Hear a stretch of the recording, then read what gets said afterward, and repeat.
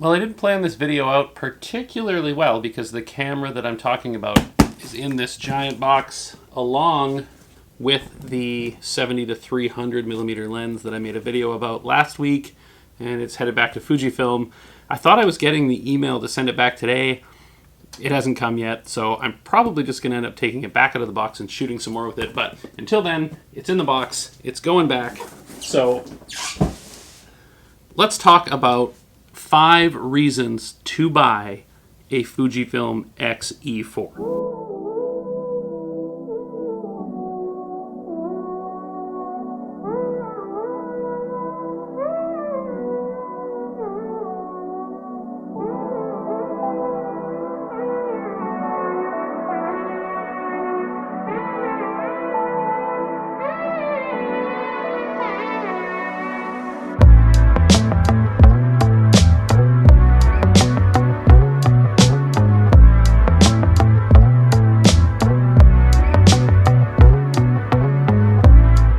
Okay, so 5 reasons to buy a Fujifilm X-E4.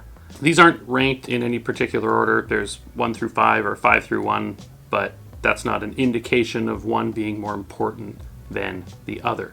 Number 5, image quality. Obviously, this thing has the same sensor and processor as the Fujifilm X-T4, so you're going to get the same quality image out of this little rangefinder style camera as you are out of Fuji's flagship camera, the X-T4. It does lack in-body image stabilization. It's not weather sealed. It only has 1 card slot, but it's still going to give you the same image quality, the same autofocus, the same video quality as the Fujifilm X-T4. It is a phenomenal package in a very small body. Reason number 4, design. This camera is gorgeous. I was a little hesitant when I saw that it didn't have any grip whatsoever. So there's no front grip, there's no thumb grip.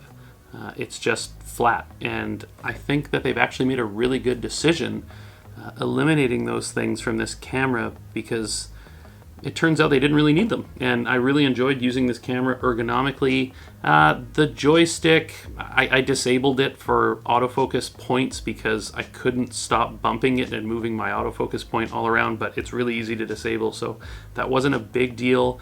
The Q button is moved to place on top of the camera so you don't accidentally hit that like you do on this X-T30 up here. Still, my least favorite thing about that camera is the Q button.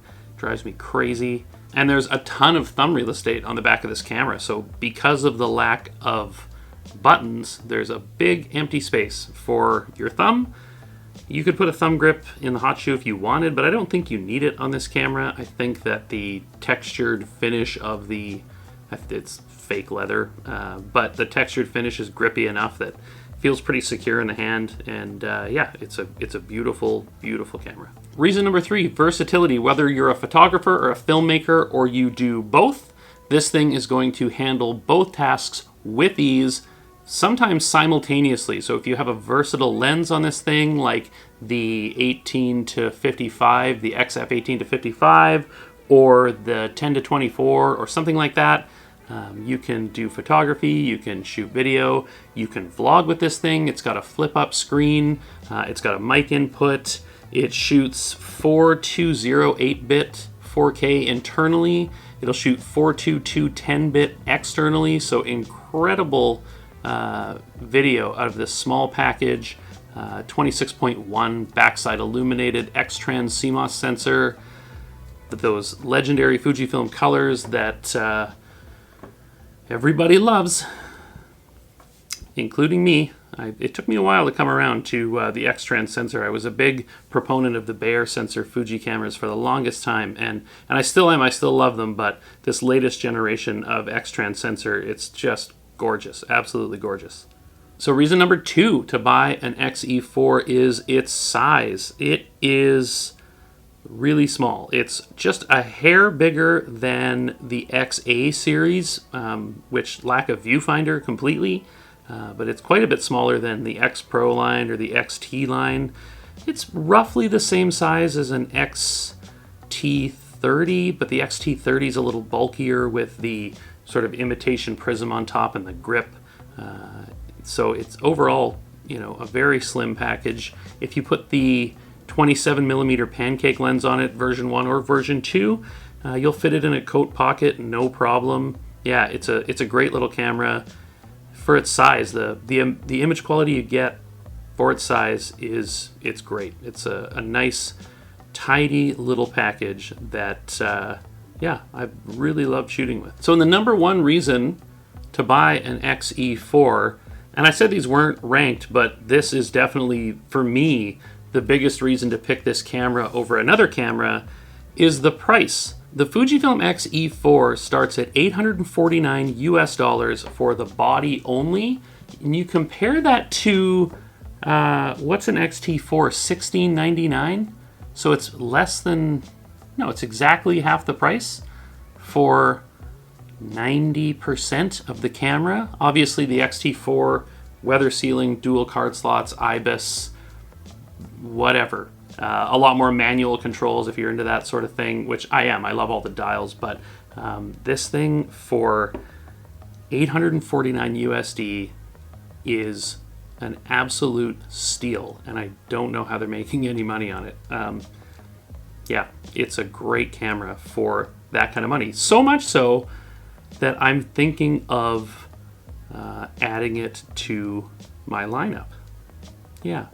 I just want to comment quickly on the flip screen itself, and I think that it's not my favorite version of Fujifilm's flip screens, but I would much rather have this than the flip screens on the X-T4 and XS1 that flip out to the side and swivel. I do not like those kind of screens. I would much rather have something that flips up. I took some B-roll, so I'll show you the pictures here. Flips up so you can shoot down low, or flips down so you can shoot up high, and then flips up over the top if you need to take a picture yourself, or if you're vlogging, as long as you have a tripod that you can mount your microphone to, because if you mount it in the hot shoe, it's going to block the screen. So I'll put a link below to the tripod that I use for vlogging. It's a great solution for the X-E4, and I am also an affiliate, so I'll put an affiliate link there, and if you guys buy one, I get a little cut, and that's just great. There's not a lot of negatives to this camera. Obviously,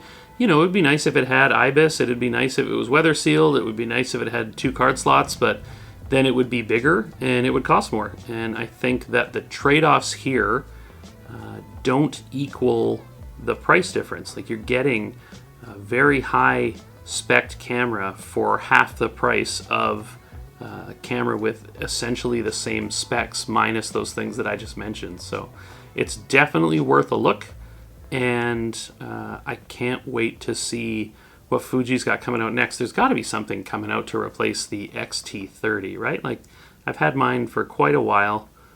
You know, X-T40's got to be around the corner. I'm curious if they're going to put IBIS in that. I don't think so. I'm sure there's lots of rumors around. I used to read the rumor sites all the time. I don't really read them anymore because, I don't know, I like to be surprised. So, yeah, thanks again, Fujifilm, for sending me the X-E4 and the XF70-300, which I also thought was great addition to the lineup.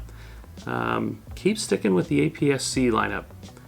We don't need full frame. We've got medium format, we've got APS-C, and that is good enough for me. All right, you guys, I will see you in a future video. I actually got a microphone here that I'm going to be doing an unboxing and review of probably next week, I think. So stay tuned for that. All right, see ya.